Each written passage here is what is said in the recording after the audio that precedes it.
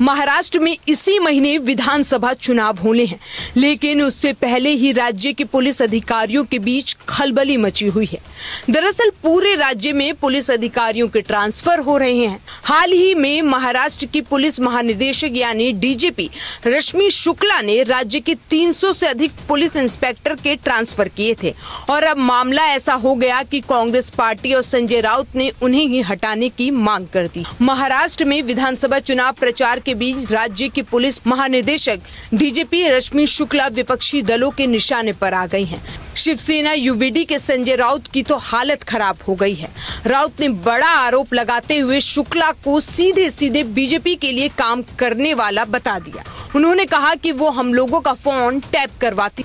महाराष्ट्र का चुनाव पुलिस के दबाव में हो रहा है। हमारे कार्यकर्ताओं पर जबरन केस किया जा रहा है। फर्जी आधार कार्ड से वोटर लिस्ट में धांधली हो रही है। संजय राउत ने कहा, राज्य की पुलिस महानिदेशक रश्मि शुक्ला के ऊपर बहुत गंभीर आरोप हैं। ऐसे व्यक्ति आज पुलिस महानिदेशक है, क्या आप उनसे निष्पक्ष चुनाव करवाने की अपेक्षा कर सकते हैं? हमने कहा है कि उनके हाथों में चुनाव की बागडोर नहीं देनी चाहिए। तब चुनाव आयोग कहता है कि उन्हें इसका तबादला करने का अधिकार नहीं है। ऐसा कैसे हो सकता है? उसी समय झारखंड के डीजी को बदल दिया गया, वो चुनाव आयोग के अधिकार में है। महाराष्ट्र का चुनाव पुलिस दबाव तंत्र के ऊपर चल रहा है। वहीं बीजेपी नीतीश राणे संजय राउत के बयान पर पलटवार करते हैं। उन्होंने कहा कि हिम्मत है तो मर्द बनकर चुनाव लड़ो। चोर की दाढ़ी में तिनका होता है, वैसा ही कुछ है, नहीं तो डर किस बात का है। उन्हें ऐसे आरोप करने से कुछ होगा नहीं। उन्होंने कहा कि रश्मि शुक्ला को सचिन वाजिद समझ रखा है। क्या संजय राउत ने इस तरह के बेबुनियादी आरोप लगा रहे हैं क्योंकि उनके पैर के नीचे से जमीन खिसक गई है।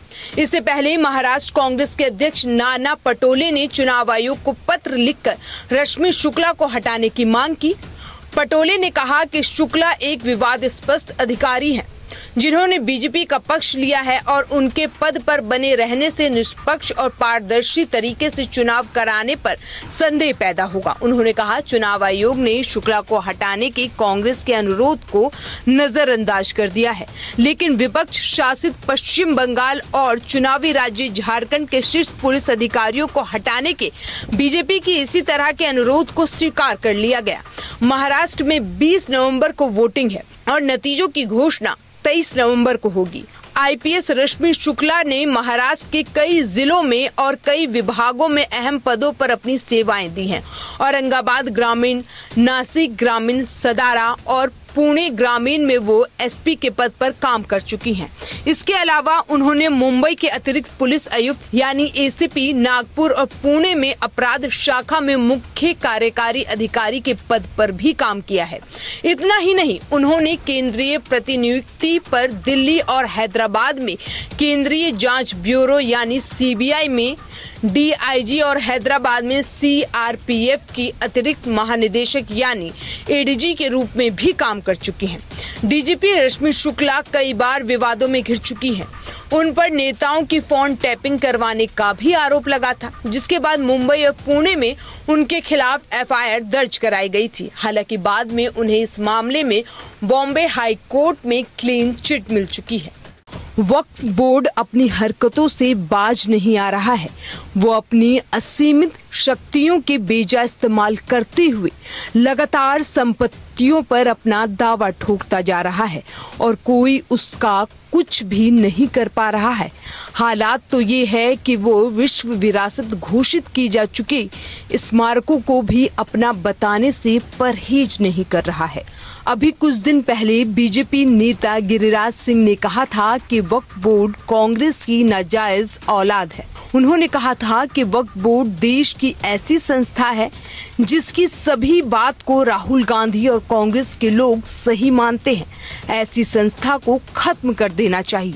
अब इस बीच कांग्रेस के ही एक बड़े नेता कपिल सिब्बल ने विस्तार से वक्फ बोर्ड के बारे में बड़ी बात लीक करते हुए बता रहे हैं कि कैसे कांग्रेस ने वक्फ बोर्ड को इतना मजबूत बना दिया कि वक्फ बोर्ड को अब कोई भी हिला नहीं सकता है।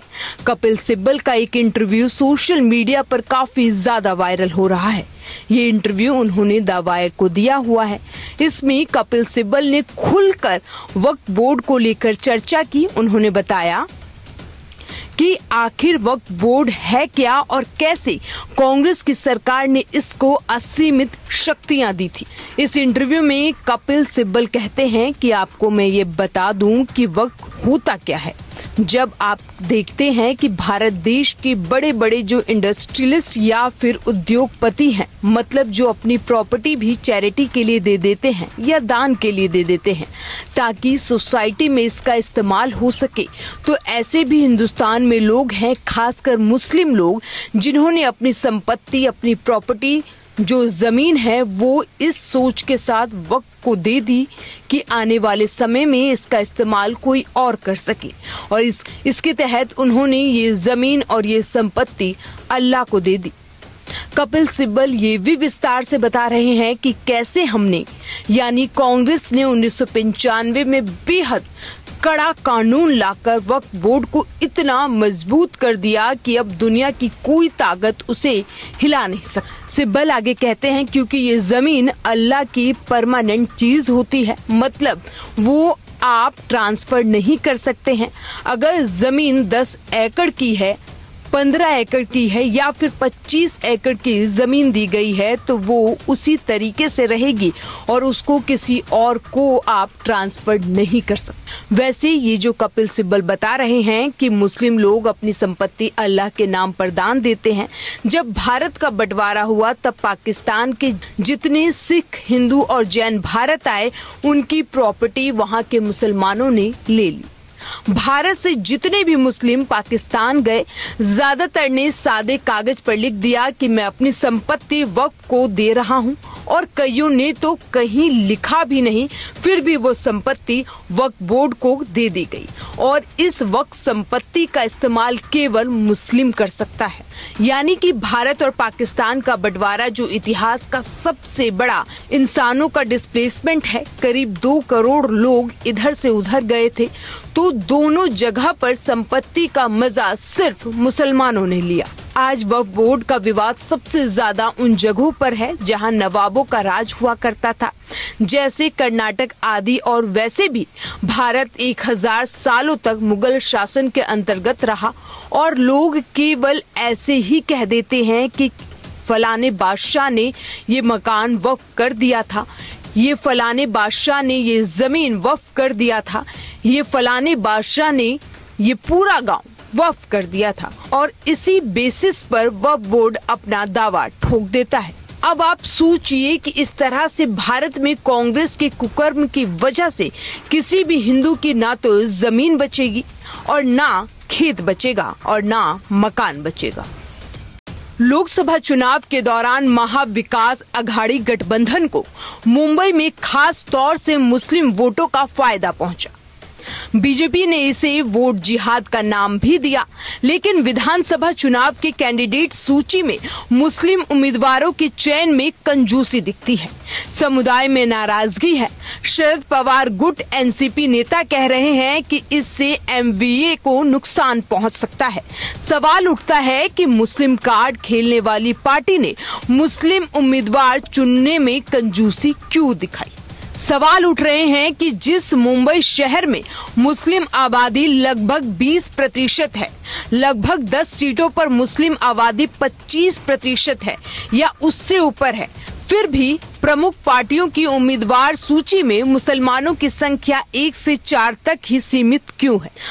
प्रमुख पार्टियों में कांग्रेस और उसके बाद एनसीपी अजीत गुट ने इस बार मुस्लिम कैंडिडेट्स को अधिक सीटें दी तो है, हालांकि उनकी संख्या भी कम है। कांग्रेस ने 4 मुस्लिम उम्मीदवारों को टिकट दिया है। उद्धव गुट शिवसेना ने वर्सोवा से अपने एकमात्र उम्मीदवार हारून खान को मैदान में उतारा है, जबकि शरद पवार की एनसीपी ने अनुशक्ति नगर से फहाद अहमद को उम्मीदवार बनाया है, जो नवाब मलिक की बेटी और एनसीपी अजीत गुट के उम्मीदवार सना मलिक से भिड़ेंगे। मलिक ने खुद मानखुदर शिवाजी नगर से एनसीपी अजीत गुट के उम्मीदवार के रूप में नामांकन दाखिल किया है, जहां उनका मुकाबला समाजवादी पार्टी के मौजूदा विधायक अबू आसिम आजमी से है, जबकि कांग्रेस छोड़ चुके जिशान सिद्दीकी बांद्रा पूर्व से एनसीपी अजीत गुट से उम्मीदवार हैं। तो इस तरह अजीत पवार ने 3 मुस्लिम उम्मीदवार उतारे हैं।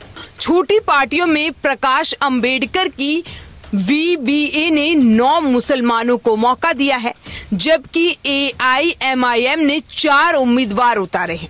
टिकट बंटवारे की प्रक्रिया और उम्मीदवार चयन के बाद अल्पसंख्यक समुदाय के प्रमुख सदस्यों ने असंतोष व्यक्त किया है। मुस्लिम एक्टिविस्ट और समाज सेवी जायद खान ने कहा कि उद्धव ठाकरे से ये उम्मीद नहीं थी, हमसे वोट बटोरे, लेकिन जब हमारे प्रतिनिधित्व के लिए कैंडिडेट चुनने की बारी आई तो ना के बराबर धोखा है। वास्तव में पिछले 2 दशकों में चुने गए मुस्लिम विधायकों की संख्या 1 अंक में ही रही है। इस बार कुछ निर्वाचन क्षेत्रों में मुस्लिम वोटों का एक हिस्सा AIMIM, VBA और राष्ट्रीय उलेमा काउंसिल जैसी छोटी पार्टियों को भी जा सकता है। वैसे जानकार कहते हैं कि राज्य से नहीं पूरे देश से मुस्लिम कैंडिडेट्स की संख्या घटी है। लोकसभा चुनाव के दौरान राज्य के विभिन्न हिस्सों में अल्पसंख्यक वोट बड़े पैमाने पर MVA के पक्ष में एकजुट हो गए थे। इस तादाद में हुई लामबंदी को बीजेपी ने वोट जिहाद का भी नाम दिया। देखते हैं कम मुस्लिम कैंडिडेट्स का चुनावी मैदान में उतारा जाना कितना और किस दल पर असर दिखाता है। शरद पवार एनसीपी गुट पदाधिकारी और अल्पसंख्यक आयोग के पूर्व अध्यक्ष नसीम सिद्दीकी कहते हैं कि समुदाय में उदासी का माहौल है, वोटों का गणित बिगड़ सकता है, जिससे MVA को नुकसान पहुंचेगा। शरद पवार गुट एनसीपी के अल्पसंख्यक आयोग के पूर्व अध्यक्ष नसीम सिद्दीकी का कहना है कि इससे महाविकास अघाड़ी को नुकसान होगा। मुस्लिम समुदाय में नाराजगी है, समन्वय बनाना होगा। शरद पवार इस बारे में चर्चा करने की भी बात नसीम सिद्दीकी कर रहे हैं। उनका कहना है कि मुस्लिम समुदाय में ऐसा लगता है कि निराशा की भावना घर कर गई है, क्योंकि समुदाय के उम्मीदवारों की संख्या अपेक्षा से काफी कम है। इसका महाविकास अघाड़ी को नुकसान पहुंच सकता है। केंद्रीय चुनाव आयोग द्वारा हरियाणा विधानसभा के चुनाव को लेकर कांग्रेस द्वारा की गई शिकायतों को खारिज किए जाने पर पलटवार करते हुए कांग्रेस ने कहा है कि आयोग ने न केवल खुद को क्लीन चिट दी है, बल्कि शिकायत में उठाए गए कई तथ्यों का बगैर जांच किए ही उनका जवाब दिया। केंद्रीय चुनाव आयोग के जवाब से असंतुष्ट कांग्रेस ने दोबारा आयोग को अपनी शिकायत भेजी है। साथ ही यह संकेत भी दिया है कि यदि आयोग ने अपना तरीका नहीं बदला तो केंद्रीय चुनाव आयोग और ईवीएम में गड़बड़ी के विरुद्ध कांग्रेस कानूनी लड़ाई लड़ेगी। शनिवार को कांग्रेस के मीडिया एवं कम्युनिकेशन इंचार्ज चांदवीर हुड्डा ने चंडीगढ़ में केंद्रीय चुनाव आयोग को भेजा गया पत्र मीडिया को जारी किया और कांग्रेस महासचिव केसी वेणुगोपाल, हरियाणा के पूर्व मुख्यमंत्री भूपेंद्र सिंह हुड्डा, हरियाणा कांग्रेस के अध्यक्ष चौधरी उदयभान समेत 9 नेताओं के हस्ताक्षर वाले इस पत्र में कांग्रेस ने कहा है कि चुनाव आयोग ने उनकी शिकायतों का स्पष्ट जवाब नहीं दिया, जांच के नाम पर केवल खानापूर्ति की गई। कांग्रेस ने पत्र में कहा कि चुनाव आयोग का जवाब अपमानजनक लहजे में लिखा गया है। अगर चुनाव आयोग इस तरह की भाषा का इस्तेमाल करता रहा तो पार्टी के पास ऐसी टिप्पणियों के लिए कानूनी सहारा लेने के अलावा कोई विकल्प नहीं होगा। कांग्रेस ने कहा कि चुनाव आयोग ने खुद को क्लीन चिट दी है। हमें नहीं पता कि आयोग को कौन सलाह दे रहा है, लेकिन ऐसा लगता है कि आयोग यह भूल गया है कि यह संविधान के तहत स्थापित एक निकाय है। कांग्रेस ने हरियाणा चुनाव में ईवीएम की गड़बड़ी का दावा करते हुए चुनाव आयोग से 13 अक्टूबर को शिकायत की थी। कांग्रेस नेता पवन खेड़ा ने कहा था कि 26 सीटों पर मतगणना के दौरान ईवीएम में गड़बड़ी पाई गई। चुनाव आयोग ने 29 अक्टूबर को कांग्रेस की शिकायत खारिज कर दी थी। केंद्रीय चुनाव आयोग ने 1642 पेज के जवाब में कांग्रेस के आरोपों को निराधार, गलत और तथ्यहीन बताया था। चुनाव आयोग ने अपने जवाब में कहा था कि मतदान और मतगणना जैसे संवेदनशील समय के दौरान गैर जिम्मेदाराना आरोप लगाने से अशांति और अराजकता पैदा हो सकती है। केंद्रीय चुनाव आयोग ने पिछले 1 साल में 5 मामलों का हवाला देते हुए कांग्रेस पार्टी को नसीहत दी और कहा कि आरोप लगाने में सावधानी बरतें और बिना किसी सबूत के इलेक्टोरल ऑपरेशन पर आदतन हमले से बचे। आयोग के इस जवाब पर असहमति जताते हुए अब कांग्रेस ने कानूनी लड़ाई लड़ने का भी संकेत दिया। शनिवार को आयोग ने कांग्रेस की ओर से लिखे गए पत्र के हवाले से कहा कि पत्र में हरियाणा चुनाव से जुड़े आरोपों को लेकर दिए गए जवाब के बाद कोई नया सवाल नहीं खड़ा किया गया, जिससे साफ है कि आयोग ने जिन आधारों पर उनके आरोपों को सिरे से खारिज किया वह उससे सहमत है। आयोग से जुड़े अधिकारियों की माने तो कांग्रेस के पत्र में जो एक नया विषय जोड़ा गया है वह पूर्व चुनाव आयुक्त द्वारा 2019 के चुनावों को लेकर असहमति नोट के सार्वजनिक नहीं किए जाने को लेकर है। कांग्रेस महासचिव जयराम रमेश ने अपने आधिकारिक एक्स हैंडल पर लिखा कि हमें हरियाणा चुनाव में विधानसभा क्षेत्रों में उत्पन्न मुद्दों पर 9 अक्टूबर 2024 को भारतीय राष्ट्रीय कांग्रेस के एक प्रतिनिधिमंडल द्वारा उठाई गई गंभीर चिंताओं पर आपका 29 अक्टूबर 2024 का उत्तर प्राप्त हुआ है। जयराम रमेश ने कहा था कि ये कर्तव्य का प्रदर्शन है जिसे करना आवश्यक है। यदि आयोग हमें सुनवाई देने से इंकार कर रहा है या कुछ शिकायतों पर शामिल होने से इंकार कर रहा है तो कानून चुनाव आयोग को इस कार्य का निर्वहन करने के लिए मजबूर करने के लिए उच्च न्यायालयों के असाधारण क्षेत्राधिकार का सहारा लेने की अनुमति देता है। इस पूरी रिपोर्ट को लेकर के आपकी क्या कुछ राय है, कमेंट बॉक्स में बताएं। तब तक के लिए देखते रहिए लाइव।